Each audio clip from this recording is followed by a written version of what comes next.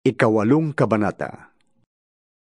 Nang makababa si Jesus mula sa bundok, sinundan siya ng napakaraming tao.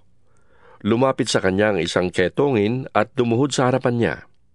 Ginoo, Sabi ng ketongin, kung ibig po ninyo, ako inyong mapapagaling. hinawakan siya ni Jesus at sinabi, Oo, ibig ko gumaling ka. at gumaling nga agad ang ketongin. Pagkatapos, sinabi sa kanya ni Jesus, Huwag mo itong sasabihin kanino man. Pumunta ka't magpasuri sa pare. Pagkatapos mag-alay ka ng handog na iniutos ni Moises, bilang patotoo sa mga tao na magaling ka na. Pagpasok ni Jesus sa Capernaum, lumapit sa kanya ang isang kapitan ng hukbong Romano at nakiusap. Ginoo, ang katulong ko po ay naparalisado. Siya po'y nakaratay sa bahay at lubhang nahihirapan. Sinabi ni Jesus, Pupuntahan ko siya at pagagalingin. ngunit sumagot sa kanya ang kapitan, Ginoo, hindi po ako karapat-dapat na puntahan pa ninyo sa aking bahay. Sabihin lamang po ninyo at gagaling na ang aking katulong. Ako'y nasa ilalim ng mga nakatataas na pinuno at may nasasakupan din akong mga kawal. Kapag inutusan ko ang isa, pumunta ka roon at siya'y pumupunta. At ang isa naman, halika at siya'y lumalapit. Kapag sinabi ko sa aking alipin, gawin mo ito, ginagawa nga niya yun.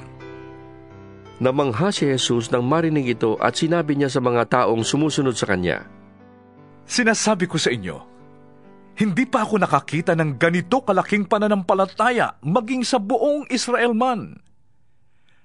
Tandaan ninyo, marami ang darating buhat sa silangan at sa kanluran at dudulog sa hapag na kasalo ni na Abraham, Isaac at Jacob sa kaharian ng langit. Ngunit ang mga taong dapat sana'y kasama sa kaharian ay itatapon sa kadiliman. Mananangis sila doon at magngangalit ang kanilang mga ngipin. At sinabi ni Jesus sa kapitan, Umuwi ka na.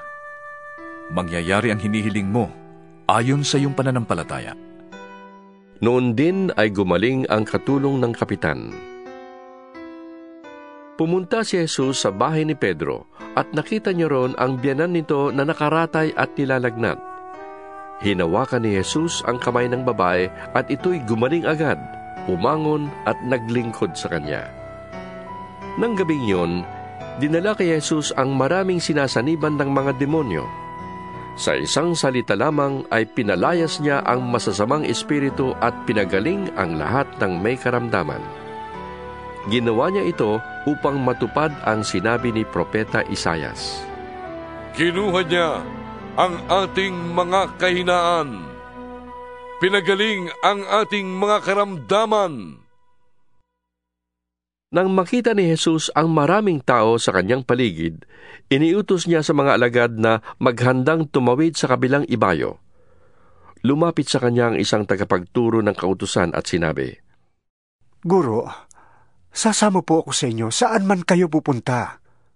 Sumagot si Jesus, May mga lungga ang mga asong gubat at may mga pugat ang mga ibon.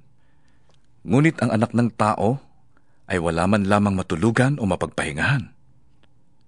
Isa naman sa mga alagad ang nagsabi sa kanya, Panginoon, maari po bang umuwi muna ako upang ilibing ko ang aking ama? Ngunit sinabi sa kanya ni Jesus, Sumunod ka sa akin at ipaubaya mo sa mga patay ang paglilibing ng kanilang mga patay. Sumakay si Jesus sa bangka, kasama ang kanyang mga alagad.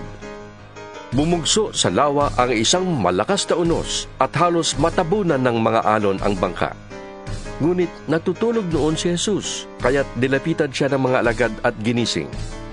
Panginoon, tulungan ninyo kami. Lulubog tayo. Sabi nila. Ngunit sinabi niya sa kanila, Bakit kayo natatakot? Napakaliit ng inyong pananampalataya. Bumangon siya, sinaway ang hangin at ang mga alon at bumuti ang panahon. Namangha silang lahat. Ano kayang uri ng tao ito? Maging ang hangin at ang lawa ay sumusunod sa kanya. Sabi nila. Nang dumating si Jesus sa kabilang ibayo, sa lupain ng mga Gadareno, sinalubong siya ng 2 lalaking galing sa libingan. Sila'y sinasaniban ng mga demonyo. Napakababagis nila kaya't walang mga ahas dumaan doon. Bigla silang sumigaw. Anong pakialam mo sa amin, anak ng Diyos? Naparito ka ba upang pahirapan kami kahit hindi pa panahon? Sa di kalayuan ay may malaking kawan ng mga baboy na nagsisikain. Nakiusap sa kanya ang mga demonyo. Kung palalayasin mo kami, hayaan mong pumasok kami sa mga baboy na yon. Sinabi ni Jesus, Sige, humayo kayo. at lumabas nga sila sa 2 lalaki at pumasok sa mga baboy. Ang buong kawan ay biglang sumibad ng takbo papunta sa bangin, nahulog sa lawa at nalunod. Nagtakbuhan papuntang bayan ang mga tagapag-alaga ng kawan. Pagdating doon, ipinamalitan nila ang buong pangyayari pati ang naganap sa mga lalaking sinasaniban ng demonyo. Kaya't lumabas ang buong bayan upang salubungin si Jesus. Pagkakita sa kanya ay pinakiusap nilang lisanin niya ang kanilang lupain.